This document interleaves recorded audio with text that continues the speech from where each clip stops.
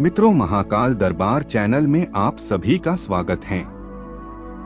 मित्रों, किसी गांव में एक निर्धन ब्राह्मण अपनी पत्नी और पुत्र के साथ रहता था। ब्राह्मण को गांव से जो भिक्षा मिलती उसी से वह अपने परिवार का भरण पोषण करता था। एक दिन ब्राह्मणी अपने पति से बोली, मुझे अपनी कोई चिंता नहीं है स्वामी, मैं आपके साथ भूखी प्यासी रहकर भी अपना जीवन व्यतीत कर सकती हूँ, लेकिन मुझे अपने बेटे की भूख प्यास नहीं देखी जाती। ब्राह्मण बोला, मैं तुम्हारी भावनाओं को समझता हूँ प्रिय, लेकिन भाग्य के लेख को विधाता भी नहीं बदल सकता। हमारे भाग्य में निर्धन रहना ही लिखा है। ब्राह्मणी बोली, भाग्य के भरोसे बैठे रहना मूर्खता के सिवा कुछ नहीं है। अगर इंसान कोशिश करे तो वह कर्म करके अपने भाग्य को बदल सकता है। आप कहीं परदेश में जाएं, मुझे विश्वास है कि आप वहां अच्छी आय करेंगे और हमारा भाग्य बदल जाएगा। ब्राह्मण बोला, तुम्हारी बात तर्कसंगत है प्रिय, मगर मुझे भिक्षा मांगने और पंडिताई के सिवा कोई काम नहीं आता। ब्राह्मणी बोली, हमारे गांव में आपकी पंडिताई की कोई कद्र नहीं है। किसी दूसरे गांव या नगर में आपकी पंडिताई चल निकले तो हमारे बुरे दिन फिर जाएं। अपनी पत्नी की सलाह मानकर ब्राह्मण दूसरे नगर में पहुंच गया। उसका दुर्भाग्य उस पर घात लगाए बैठा था। नगर में उसे कोई टके सेर पूछने वाला भी नहीं मिला। हालातों को देखते हुए वह सोचने लगा कि इस नगर से उसका गांव ही अच्छा है। नगरवासी तो पूरे नास्तिक हैं, उसे भिक्षा तक भी देने को तैयार नहीं हैं। यह सोचकर वह थक हार कर अपने गांव लौट आया और पहले की भांति पंडिताई करके और भिक्षा मांगकर अपना गुजरा करने लगा। एक दिन वह भिक्षा मांगकर लौट रहा था, तभी उधर से भगवान शिव माता पार्वती के साथ गुजरे। उस निर्धन ब्राह्मण की हालत देखकर माता पार्वती ने ब्राह्मण की तरफ संकेत करते हुए भगवान शिव से कहा, आप इस ब्राह्मण को देख रहे हैं स्वामी? शिव बोले, हाँ, वह बहुत निर्धन है और दुखी भी है। पार्वती बोली, आप उसके दुख का निवारण करें नाथ। एक तो ब्राह्मण, दूसरे दरिद्र, मुझसे उसका दुख देखा नहीं जाता। शिव बोले, यह मृत्युलोक है प्रिय, यहाँ हर प्राणी किसी न किसी दुख से त्रस्त है। सब अपने अपने कर्मों का फल भोग रहे हैं, तुम किस किस का दुख दूर कराओगी? पार्वती बोली, आपको उस निर्धन ब्राह्मण को धनवान बनाना होगा स्वामी। शिव बोले, वह भाग्यहीन है पार्वती, उसके भाग्य में फटे पुराने कपड़े और रूखा सूखा भोजन ही लिखा है। मगर पार्वती अपनी जिद पर अड़ी रही। अंत में हारकर शिव को पार्वती की बात माननी पड़ी। उन्होंने उस रास्ते में, जिस रास्ते ब्राह्मण जा रहा था, सोने की एक ईंट डाल दी। अचानक ब्राह्मण को क्या सूझा? उसने सोचा कि वह आंखें बंद करके कितनी दूर चल सकता है। यह सोचकर वह अपनी आंखें बंद करके चलने लगा और सोने की ईंट के बिल्कुल समीप से होकर आगे गुजर गया।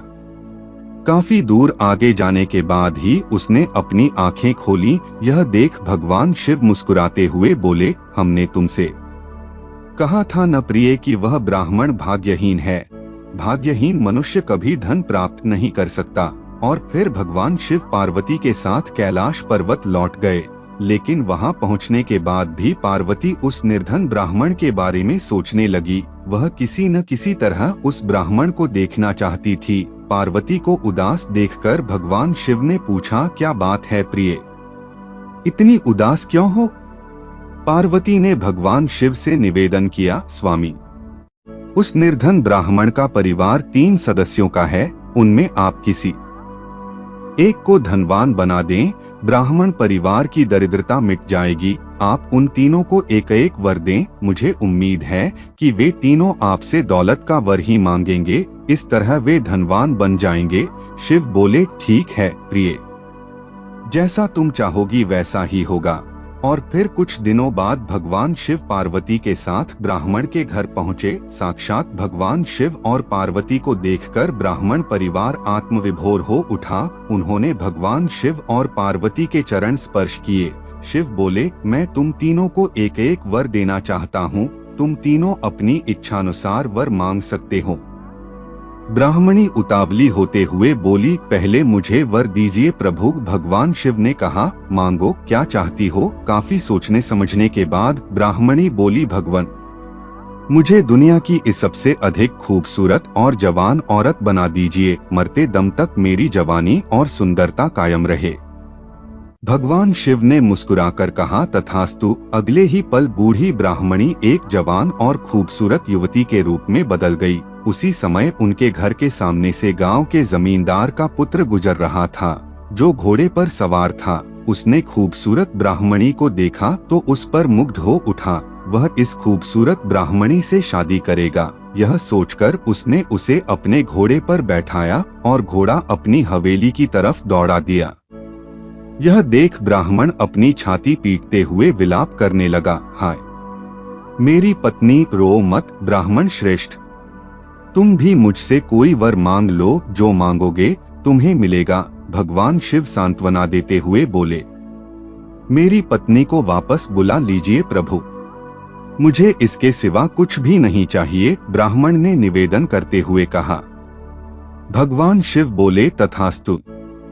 देखते ही देखते ब्राह्मणी वहां खड़ी थी।